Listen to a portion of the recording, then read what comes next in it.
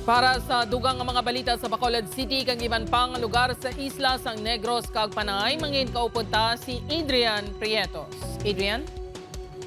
Yes, George, mga kapuso, madamo kini salamat. Anay punong barangay, kag live-in partner sini na sa Puan Patay. Sa sunod sa salakyan nga may mga igos ang bala sa bahin sa barangay Sumag, Bacolod City. Mga pusil kag bala nakitan man sa sunod sa salakyan.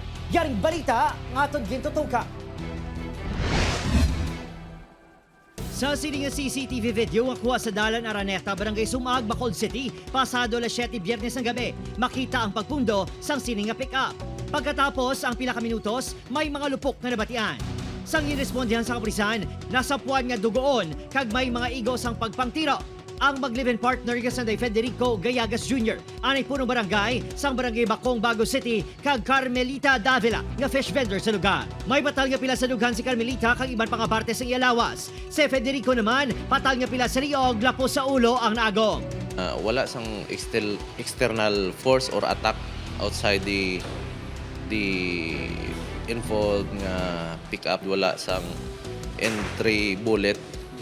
So based sa initial nga investigation sang SOCO ag sa amon man, nakita naton dito nga ang mga entry sang bala halin sa sulod pagwa. Ginapahayag nga may ginbaisan ang duha antes pa natabo ang krimen.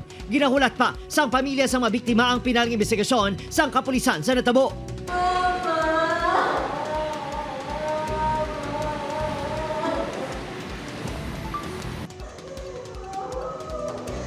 Ayoko. Astisya bilang bata ya. Pero wala ko kabalo. Hindi ko masugod.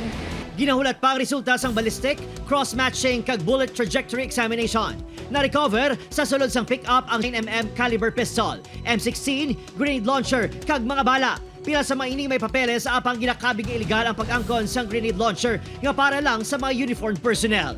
Ang explosive, hindi na pwede ang civilian mag-acquire sina. May ara siya recorded nga mga registered firearm. Ginkumpirma man sa kapulisan nga nadalahig na sadto sa pila ka insidente sang pagpangluthang sa probinsya ang lalaki nga biktima.